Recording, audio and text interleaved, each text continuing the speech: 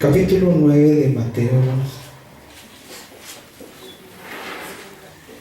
Tenemos otra invitación, una invitación, ¿verdad? De parte del hermano Núñez. Se acercó a un servidor y invitó a los músicos para que toquen. Tienen una actividad, nomás que la tiene hasta septiembre. Si Dios quiere y vivimos, pues está la invitación para los músicos y para un servidor también. Nos dijeron que apartáramos ese día para la actividad septiembre con el hermano Núñez. Así es que el hermano también dijo que si teníamos actividad que lo invitáramos. Él no dijo a ver si puedo ir, él dijo yo voy.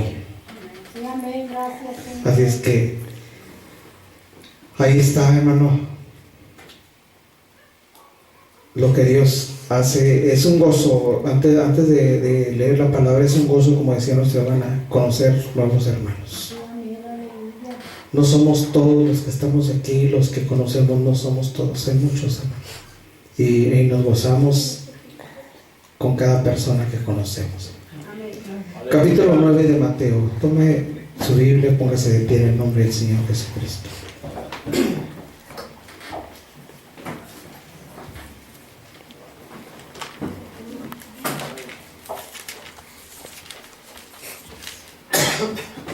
Verso 14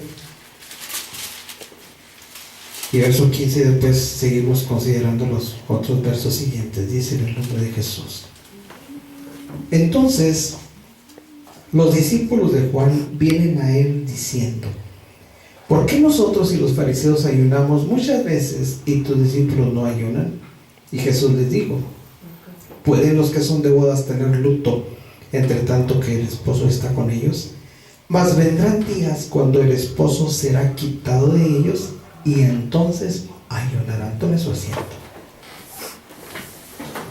Y nadie, dice, echa remiendo de paño recio en vestido viejo, porque el tal remiendo tira del vestido y se hace peor la rotura.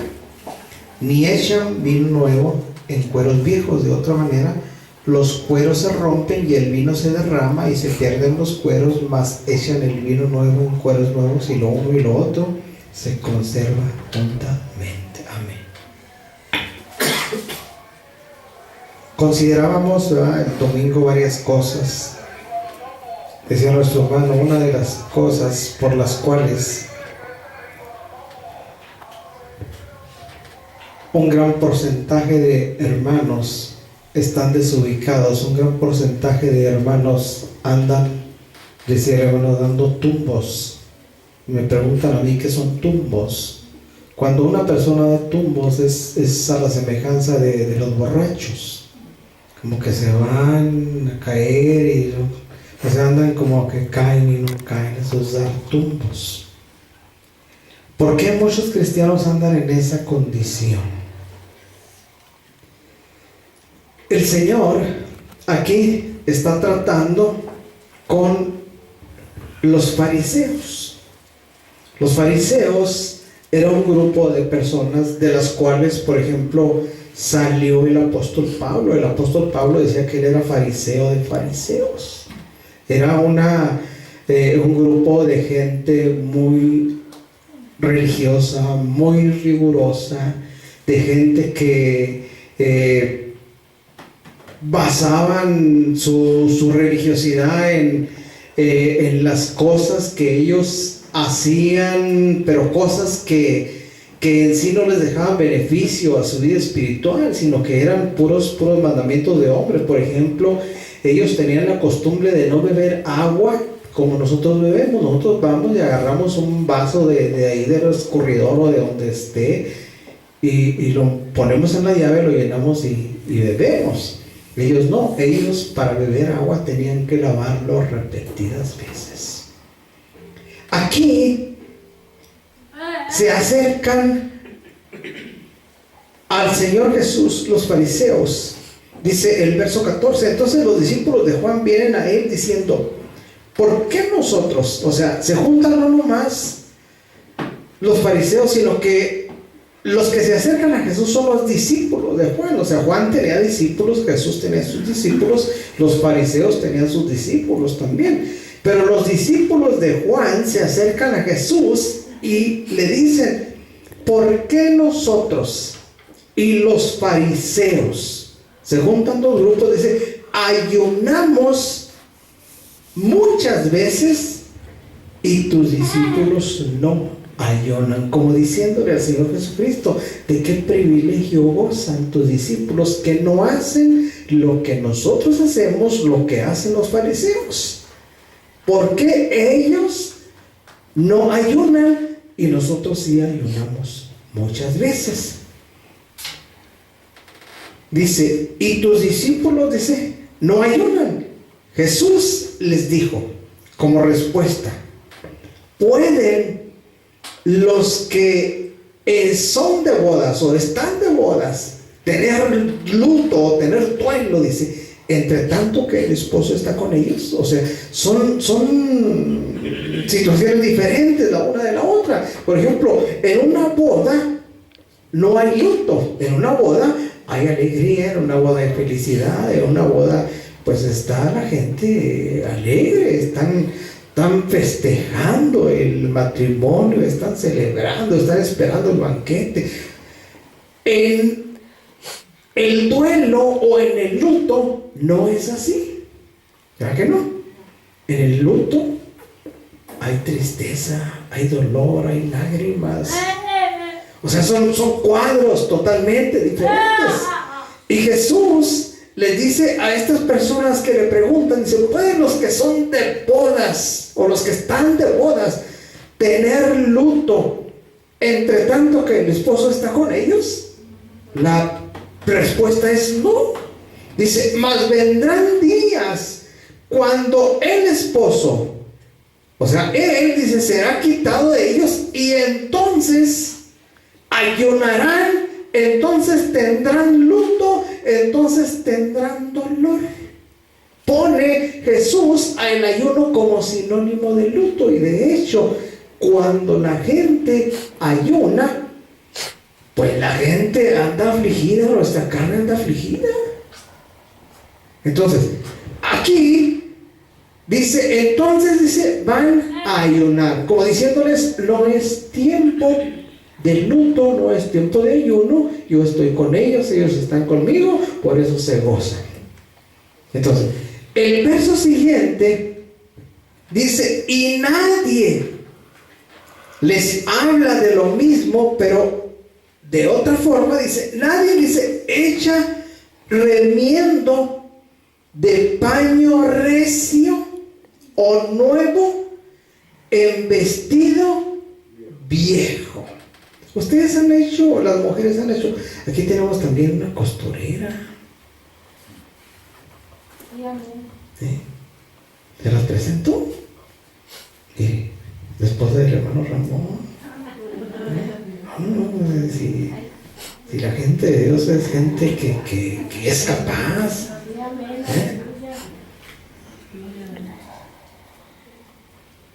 Dice: nadie echa remiendo de paño recio o nuevo en vestido viejo. Si han hecho eso las mujeres, ¿qué hace la tela nueva en la tela vieja?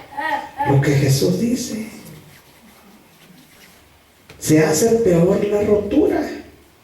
Dice: porque el tal, dice, remiendo, tira del vestido y se hace peor la rotura. Y luego el verso 17 les vuelve a hablar de lo mismo, pero haciendo otra comparación. Les habla primeramente acerca del luto, les habla después de la costura o el remiendo o el parche nuevo en el vestido viejo, y en el verso 17 les vuelve a hablar de lo mismo, pero haciendo otra comparación. Dice: ni echan vino nuevo en cueros viejos. Hay otra versión que dice en odres viejos. Dice: de otra manera los cueros se rompen y el vino se derrama y se pierden los cueros, más echan el vino nuevo en cueros nuevos, y lo uno y lo otro se conserva juntamente. Vino nuevo se deposita en cueros nuevos. Si usted deposita vino nuevo en cueros viejos, el cuero se va a romper y el vino se va a derramar y todo aquello va a ser pura pérdida. ¿A qué se refiere todo esto? Esto nos habla de la obra de Dios en el corazón de las personas, de la obra de Dios en la vida de cada creyente. Cuando nosotros venimos a Dios, Dios hace una obra maravillosa. Decía la hermana, Dios empieza a trabajar y empezamos a sentir. Yo creo que cada uno de los que hemos venido al Señor, algo hemos sentido que nos ha hecho cambiar de manera de pensar. Algo hemos sentido que ha transformado nuestro corazón. Algo hemos sentido que ha hecho posible que nuestra vida cambie. ¿Qué sentimos? Podemos sentir varias cosas o diferentes cosas cada uno de nosotros porque no sentimos lo mismo. Pero la finalidad de Dios con cada persona es la misma. ¿Qué es lo que pretende Dios hacer de nosotros? Lo decíamos, la finalidad nuestra como cristianos no es pertenecer a una congregación. Nuestra esperanza no es cualquier esperanza. Nuestra esperanza es llegar a ser semejantes al Hijo de Dios. Nuestra esperanza es tener parte en la primera resurrección, cuando los muertos en Cristo resuciten primero y los que están vivos sean transformados. Esa es la esperanza de nosotros como cristianos. La esperanza de nosotros no se resume a tener un estilo de vida diferente al del vecino, no. Tenemos que ser diferentes, de hecho, pero va más allá de marcar la diferencia en el estilo de vida. Nosotros esperamos, por la gracia del Señor Jesús, ser semejantes al Hijo de Dios. Entonces, aquí el Señor pone el ejemplo de los que están de bodas. Lo podemos aplicar a nosotros. Nosotros tenemos una esperanza tan grande. Les comentábamos, a veces escuchamos hermanos, ¿verdad?, que son esclavos o son presos, son apresados, son cautivos por la depresión, la famosa depresión. La famosa depresión no respeta género. Lo mismo hombre y mujer. Lo mismo desde el niño hasta el anciano.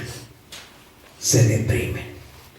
¿Por qué se deprimen los niños? Pues a lo mejor porque no les echan ganas en la escuela y les entra temorcito, ir a reprobar. Ese era mi temor cuando yo era niño, reprobar, porque sabía que si reprobaba me esperaba una tabla ahí muy gruesa para... Entonces, ese era el temor. Cuando llega la adolescencia, pues los adolescentes se deprimen también. ¿Por qué? Pues quizá porque la jovencita no le hace caso y se deprimen. Yo los he visto deprimidotes al extremo. Se tiran en la banqueta, agachan la cabeza, quieren meter la cabeza entre las piernas, una tristeza profunda que los embarga. Llegan al matrimonio y siguen igual de deprimidos o peor. ¿Por qué? Pues porque se les afiguraba que el matrimonio era pura miel sobre hojuelas y qué felicidad. No, y que se encuentran con la triste realidad Y llegan a la vejez y se queda tantito peor. Algunos les deprimen las canas, otros se les empiezan a hacer las patas de gallo y párenle, andan con las cremitas y a lo mejor si se ponen almidón se quedan un poquito más así. Total, la depresión. Con la depresión la gente en su estado de ánimo, ¿cómo anda? Andan cantando muy gozosos, voy feliz al dulce hogar por ver en Jesús. ¿Sí? ¿Cómo andan? Llorando, cabizbajos, tristes. Vamos al culto. No, ¿para qué? ¿Cómo que para qué? Vamos, no, es que no siento nada. Vamos, no, es que no tengo ganas. No es asunto de sentir, no es asunto de ganas, es asunto de decisión.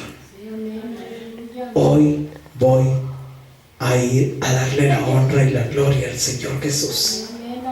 Hoy le voy a cantar y le voy a alabar y le voy a bendecir porque el Señor me ha hecho bien. Por eso Jesús les dice, si el esposo está con ellos, no tienen por qué estar en aflicción. Pero no lo vemos, pero lo sentimos, y aun cuando no sea posible sentirlo, Él vive en cada uno de nosotros. Yo estoy seguro que Él vive en mi vida. Yo estoy seguro que Él vive en su vida. Y aún me atrevo a decir, no solamente en la vida de nosotros, sino que Él está presente en la vida de todos los seres humanos. Porque Él lo dice a través de su palabra, yo soy la resurrección y la vida. Y si alguien está vivo, no importa su condición, ahí está el Señor presente. El verso 16, el Señor habla acerca de los remiendos. Los remiendos, ¿qué tienen que ver los remiendos, los parches, los vestidos viejos? Cuando nosotros vivimos sin Dios y sin esperanza, nuestra vida está destruida totalmente por causa del pecado, porque el pecado destruye. El pecado ensucia la mente, destruye el cuerpo y termina por destruir el alma. Las tres cosas. Cuando se vaga sin Dios y sin esperanza, precisamente el hombre está así, sin Dios y sin esperanza. Existe motivación que lo haga feliz para algunos. Entre comillas, están motivadas sus vidas. Entre comillas, son felices. Entre comillas, no necesitan de nada. Pero déjeme decirle, no hay ser humano que no necesite de la bondad de Dios. Todos necesitamos de Dios. Dice una alabanza, dice, hoy, dice, más que nunca te necesito. Entonces, cuando estamos sin Dios y sin esperanza, estamos destruidos. Estamos a la semejanza de un trapo viejo. Isaías habla acerca de su condición de pecado. Dice, si bien, dice, todos nosotros somos como suciedad. Nuestras justicias, dice, como trapos de inmundicia.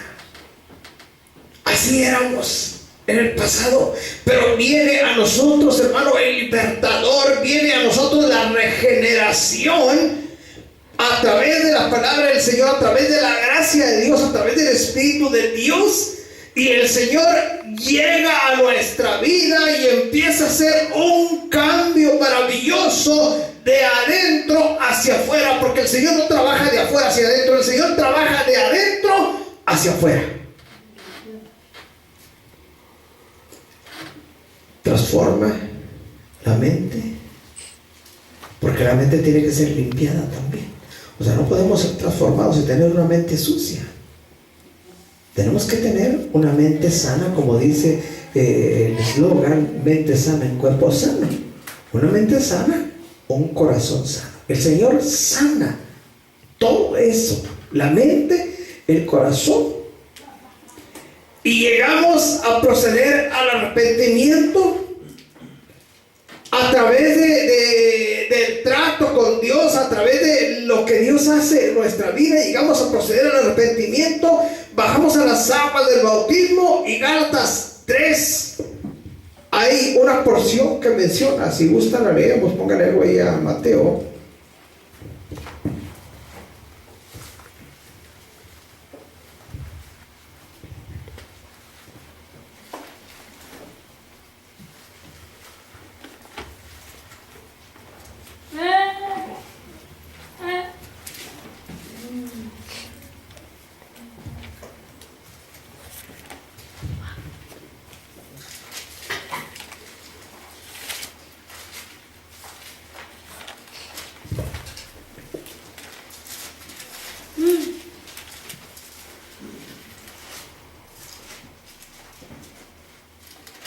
¿Sí lo tiene?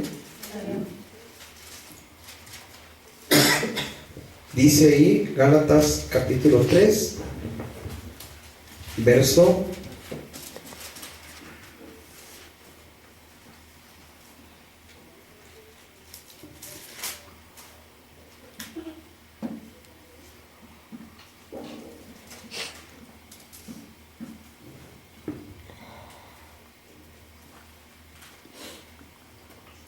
No lo encuentro el verso. No, dice la porción de Gálatas, ahorita se la doy. Dice, los que habéis sido bautizados en Cristo, de Cristo estáis vestidos. 3:27 dice, porque todos los que habéis sido bautizados en Cristo, de Cristo estáis vestidos. Después del bautismo o en el bautismo, las vestiduras sucias son quitadas. El Señor nos viste. Si ha oído usted hablar de los vestidos blancos, el Señor nos los pone, nos limpia, quedamos sin pecado. No le digo sin defecto, tenemos defectos, quedamos sin pecado. El Señor nos viste. Vestiduras nuevas. Los que habéis sido bautizados en Cristo, de Cristo estáis vestidos. Una vez que hemos sido bautizados, que somos vestidos, que tenemos vestido nuevo, estamos listos para recibir el vino nuevo. ¿Sí? Gloria a Dios. Si no hay una transformación, si no hay una sinceridad antes de, no puede haber una renovación. ¿Por qué? Mire, hay mucha gente que milita en los caminos de Dios, hay mucha gente que ha venido a los caminos de Dios, pero no han tenido una plena conciencia de lo que realmente es servir a Dios. Servir a Dios incluye una negación total de nosotros. Pablo lo menciona, dice, no vivo yo más, mas vive Cristo en mí. Cristo en mí. Y lo que ahora vivo en la carne, lo vivo en la fe del Hijo de Dios, el cual me amó y se entregó a sí mismo por mí. Entonces, una negación total, en la cual el apóstol Pablo, dando unos consejos a los hermanos, le dice, el que hurtaba, no hurte más. ¿Por qué? Porque ya se tiene que negar a esa concupiscencia. Y podemos dar una lista enorme de pecados que concluyentemente el apóstol Pablo nos diría: si hacías esto, ya no lo hagas. Niégate.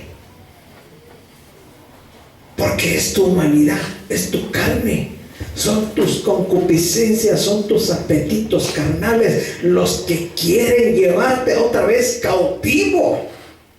No lo hagas. Entonces, nosotros como cristianos debemos de saber que existe o debe de existir una negación total. Vaya, y no solamente una negación. Nosotros como humanos, si no tenemos plena conciencia de lo que es el amor a Dios, de lo que es la obra de Dios en nuestra vida, vamos a caer en el papel de la gente común.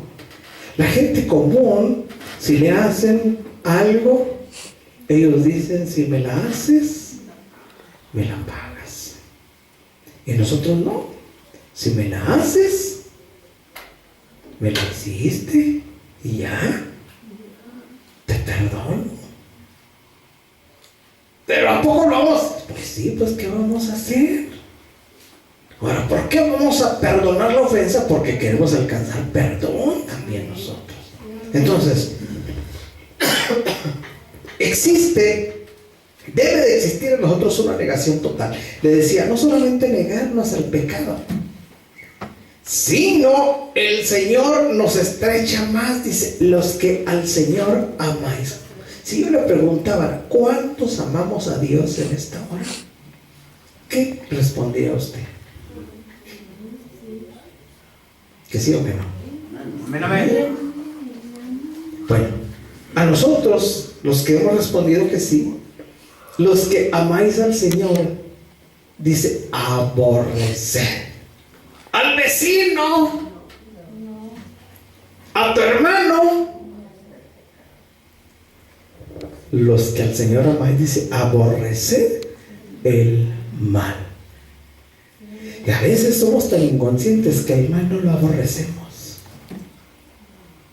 lo apapachamos en nuestra vida. Vivimos de la mano del pecado. ¿Hay pecado en la vida de nosotros? Sí lo hay. ¿Por qué? Pues por la inconsciencia, porque no estamos conscientes. ¿De qué no estamos conscientes? Primera cosa, de que tenemos un tiempo limitado aquí sobre la tierra. Y de que ese tiempo limitado aquí sobre la tierra lo debemos aprovechar para prepararnos para el encuentro con nuestro Dios. Un encuentro en el cual el Señor nos va a recompensar a cada uno de nosotros según nuestras obras. Entonces, tenemos que tomar conciencia. Ahora, una vez que hemos sido vestidos del Señor, le decía, estamos preparados para el vino nuevo. Busca ahí Mateo 9.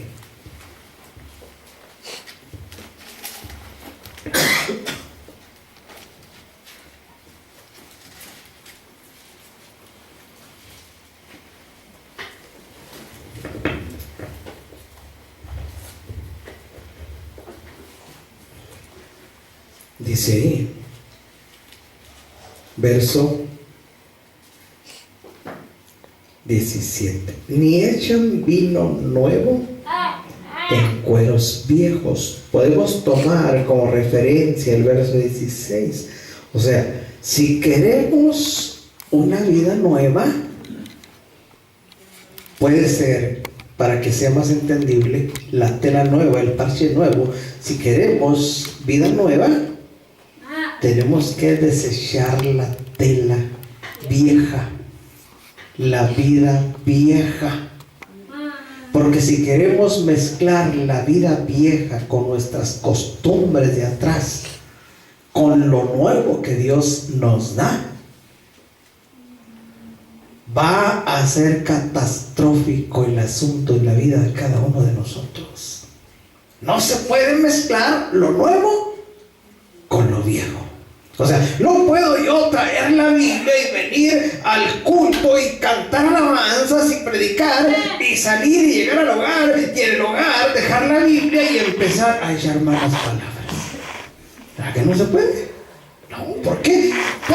que las malas palabras, el vocabulario incorrecto es parte de la vida vieja. Es la tela vieja que debe de ser desechada. Y el nuevo vocabulario, la forma propia de hablar como cristiano, corresponde a la tela o el vestido nuevo.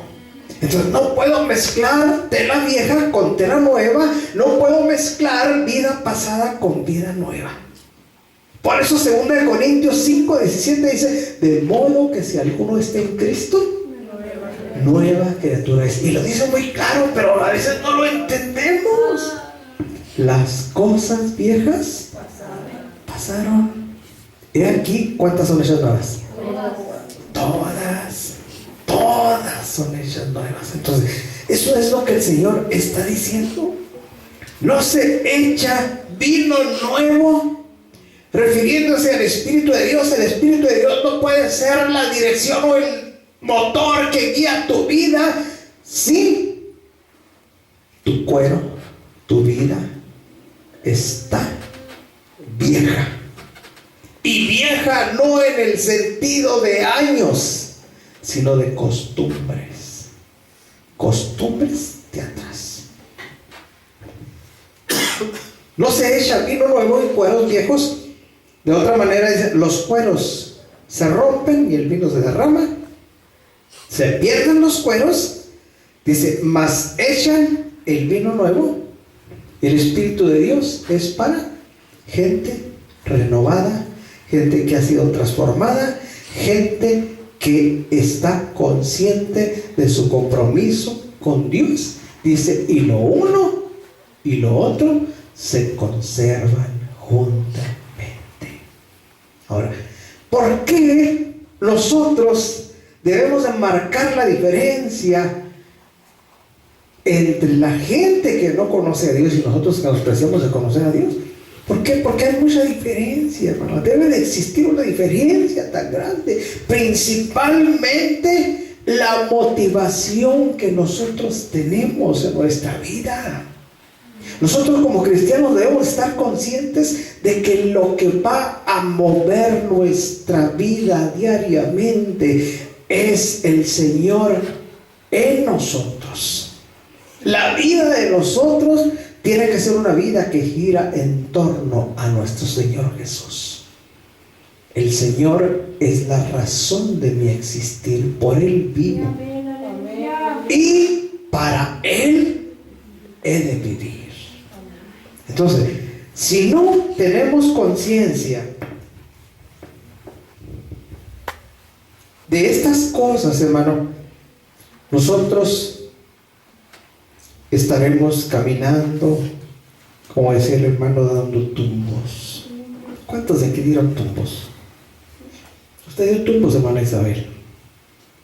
Pues no, hermano, porque desde que conocí al Señor he tratado caminando lo más derechita que puede. Pero antes en su vida pasada usted se daba tumbos. En mi vida pasada ni hablemos de ella, ¿no? Sí, daba tumbos. Mi hermano Genaro también. Pues casi todos dábamos tumbos. Decía Ángel: pues ¿qué se siente? Le digo: se siente muy feo.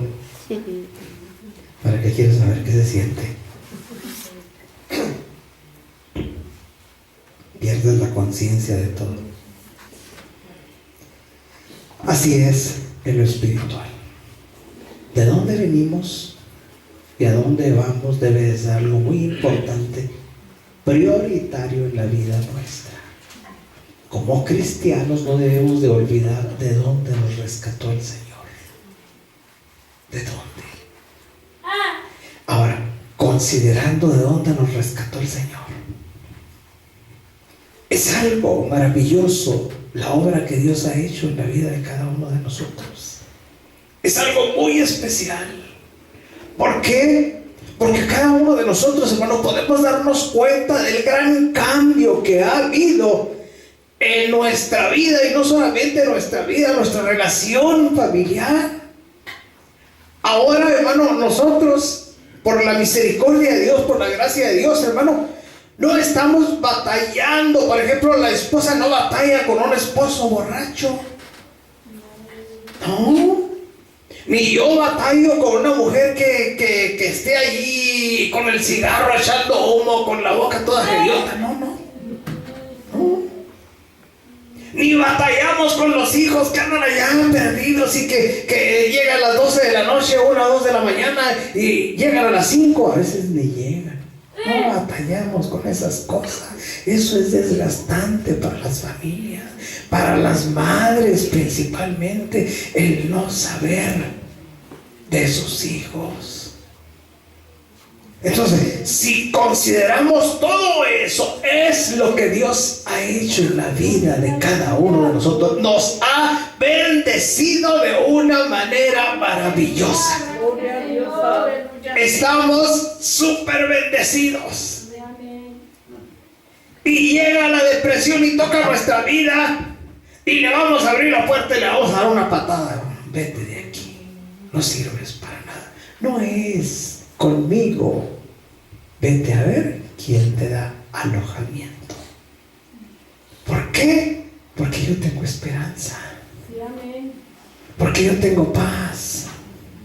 Porque yo tengo suerte entre los santificados.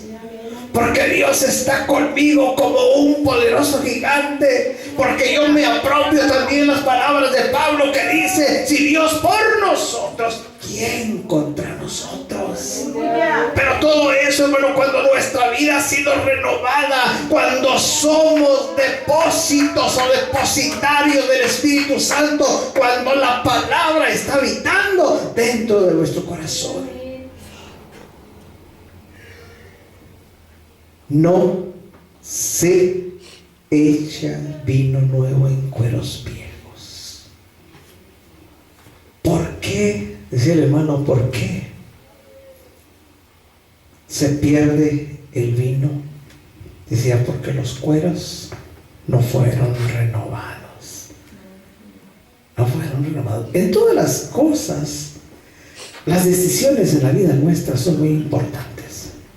Usted escuchaba a nuestra hermana, ella hizo una decisión y no se arrepiente, ni se equivocó de hacer esa decisión. Fue la mejor decisión que ella pudo haber hecho en su vida. Nosotros no nos hemos arrepentido de habernos decidido también a seguir al Señor. Es la mejor decisión que puede hacer el ser humano, decidirse a servir a Dios. Pero es que los hermanos no se portan bien. Los hermanos a un lado, yo voy a decidirme a servir a Dios. ¿Por qué los hermanos no se portan? Porque no se han decidido simplemente. Y son cosas, hermano, que a mí no me competen, a mí no me interesa si alguien sirve a Dios o no le sirve, o si le sirve mal, ahí. ¿Por qué? Porque él o ella va a llegar un día y estar ante la presencia de Dios y va a dar cuenta de su mal comportamiento. Yo debo de preocuparme por cómo voy a servir a Dios. Yo. La preocupación mía debe de ser conservar, como dice Pablo, el buen depósito por el Espíritu Santo. Debo de estar preocupado de cómo mi vida es o debe de ser agradable a nuestro Señor Jesucristo. Esa debe de ser la principal preocupación de mi persona. Entonces, aquí el Señor les habla a estos discípulos de Juan, les habla a los fariseos, porque los fariseos se concretaban a la lavadura de los vasos y de los jarros. Los discípulos de Juan, pues ellos decían, ayunamos mucho. Pues sí, pero ¿de qué les sirve ayunar mucho? ¿De qué les sirve lavar los jarros y los vasos repetidamente si no han aprendido lo que el Señor quiere que aprendamos? Verso 13 del capítulo 9.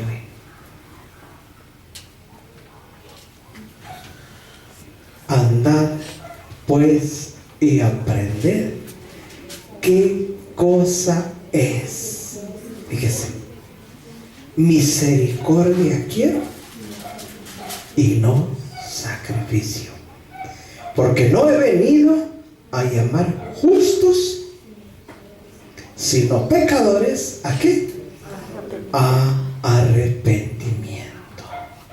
Ahí está el Señor diciéndole a aquellos hombres, diciéndonos a nosotros, lo que ustedes necesitan aprender es qué cosa es.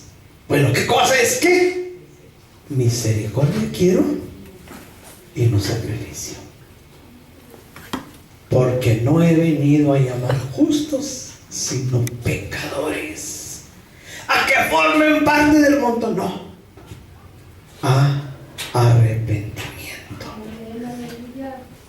Una vez que el Señor nos llama al arrepentimiento y que procedemos a ese fiel arrepentimiento, lo decíamos el domingo pasado, ser fieles no es, por ejemplo, en la asistencia a los cultos, ir a los cultos cuando ahí me da la gana. No, eso no es ser fiel. Ser fiel es, por ejemplo, si usted lo pone en el asunto de la vida matrimonial. Vamos a poner el ejemplo ese. Si alguien tiene un matrimonio, tiene a su esposa y tiene a sus hijos,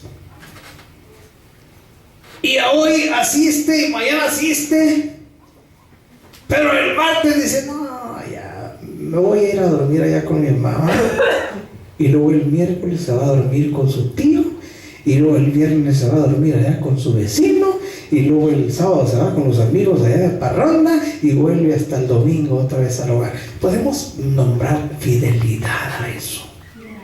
No. Fiel, pudiéramos decir, es sinónimo de constancia. Fiel y constante o constante. Una persona fiel, ahí está, fiel, como Dios. Nosotros somos infieles y ha habido momentos en los cuales le decimos, Señor, te necesito. Y el Señor simplemente le responde y dice, no, dice, ahorita no. Después, ¿sí? No. Si usted le dice al Señor, Señor, te necesito, usted empieza a clamarle, empieza a invocar y empieza a buscarle, y el Señor se muestra, aunque usted sea infiel. Si nosotros somos infieles, Él permanece fiel. No se puede negar a sí mismo. Si nosotros le fallamos, Él no falla.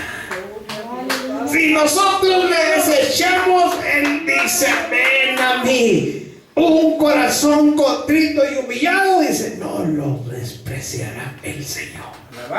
Entonces, hermano, nuestro Dios es un Dios maravilloso que nos pone a considerar todas estas cosas. No nos quiere dar clases de costura. Nos quiere simplemente ilustrar a través de diversas comparaciones que Él ha hecho una obra maravillosa en nuestra vida. Y que esa obra, en lugar de perderse, en lugar de quedar en el olvido, es una obra que Pablo menciona. Esto es cierto, dice que el que comenzó en vosotros la buena obra, es una buena obra, la perfeccionará hasta el día de Jesucristo. Gloria a Dios. Entonces, hermano, ¿qué resta de nosotros, hermano? Buscar más y más y más de la presencia de Dios, del Espíritu de Dios en nuestra vida. Buscar estar más cerca de nuestro Señor a cada instante, a cada momento.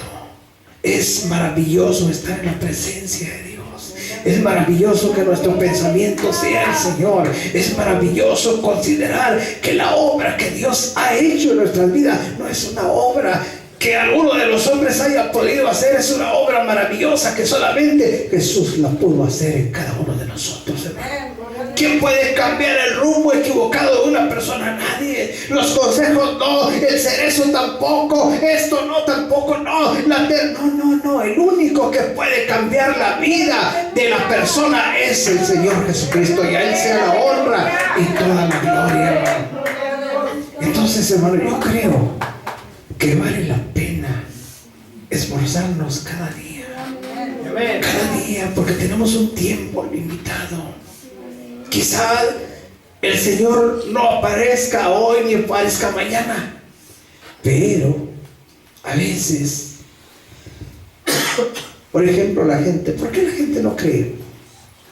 Porque a la gente se le ha predicado por años, que el fin del mundo, y las alabanzas lo mencionan, el fin del mundo se acerca ya.